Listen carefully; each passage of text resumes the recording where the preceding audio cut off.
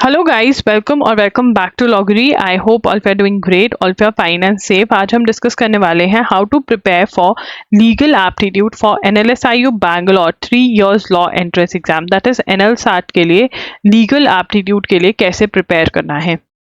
आप मुझे इंस्टाग्राम पे फॉलो कर सकते हैं, वहाँ पर डायरेक्ट मैसेज कर सकते हैं अगर आपको कोई भी डाउट है। आप मेरे साथ 1-on-1 सेशन बुक कर सकते हैं जो कि पेड सेशन होता है।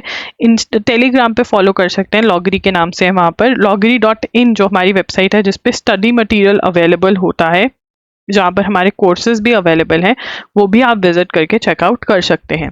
सबसे पहले it is important to know about the pattern of the exam. Questions कैसे आएंगे लीगल एप्टीट्यूड में से, ये पता होना चाहिए। आपका जो एग्जाम है वो पार्ट्स में डिवाइडेड है, 2 पार्ट्स हैं, पार्ट ए और पार्ट बी। पार्ट ए में there is no legal aptitude, ठीक है, पहले आता था, अब नहीं आता है, पैटर्न चेंज हो गया। पार्ट ए के अंदर सिर्फ कॉम्प्रीहेंशन, करंट अफेयर्स और क्रिटिकल रीजनिंग है। अगर इसके बारे में आप जानना चाहते हैं कि कैसे प्रिपरेशन करनी है तो मैंने वीडियो ऑलरेडी करी हुई है, आप प्लेलिस्ट में जाकर के चेक कर सकते हैं। आज हम लीगल एप्टीट्यूड की बात करने वाले हैं और लीगल एप्टीट्यूड है पार्ट बी के अंदर। लीगल एप्टीट्यूड या रीजनिंग जो आपका है वो 60 मार्क्स का है और यहाँ से सब्जेक्टिव क्वेश्चंस आते हैं, मतलब आपको आंसर राइटिंग करनी है। यहाँ पर आपको हाथ से आंसर्स लिखने हैं।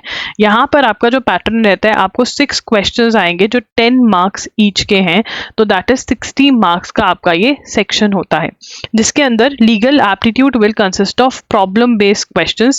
Students will be expected to write short answers in response. Prior knowledge of law is not expected. The section will have 6 questions of 10 marks each. तो यहाँ पर इन्होंने बहुत क्लियरली लिखा है prior knowledge of law is not expected. But इसकी preparation के लिए अगर आप थोड़ा बहुत लॉ पढ़ जाएंगे या ज़्यादा भी पढ़ लेंगे तो आपके लिए बहुत बेनिफिशियल रहेगा to give that legal touch to the answers. तो अब यहाँ पे देखेंगे कि इसकी प्रेपरेशन कैसे करेंगे। ये रोड मैप है। Reading and understanding Indian constitution, torts, contracts, criminal law. देखिए यहाँ पर बेसिक लॉ की अगर आपने एक बार रीडिंग करी हुई है तो आपके लिए थोड़ा इजी हो जाता है। बाकी अगर आप नहीं करना चाहते, आप इंडियन कॉन्स्टिट्यूशन कर सकते हैं, इसका मेरा अपना कोर्स भी है, वो बाय कर सकते हैं।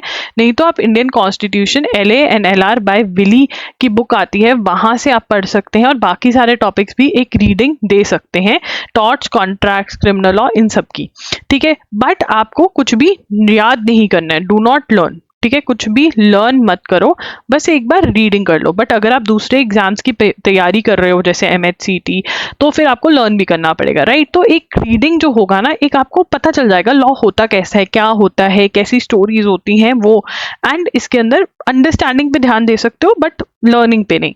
उसके बाद attempting legal answer writing questions. अब वहां पर प्रिंसिपल और फैक्ट बेस्ड क्वेश्चंस होंगे, तो आप फैक्ट पढ़ो और अपना पेपर लो, नोटबुक लो और सोचो कि अगर आप इसमें एडवोकेट हो तो आप क्या आर्ग्यूमेंट करोगे। अगर कोर्ट ने आपको एक प्रॉब्लम दे दी है, आप खड़े हो वहां पर जज के सामने और आपको आर्ग्यूमेंट्स करने हैं, तो आप क्या बोलोगे, कैसे अपने क्लाइंट को केस जिताओगे।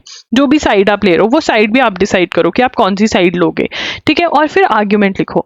अगर ट्राई करो कि दोनों साइड से आर्ग्यूमेंट्स लिख सको, तो this practice is going to help you. और फिर उसके एक्सप्लेनेशन आप पढ़ सकते हो।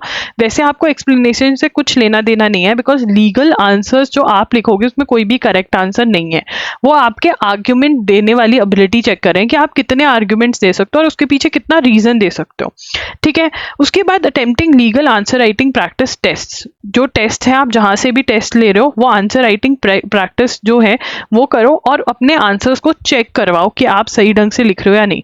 The more you practice the better you get, keep writing and improving.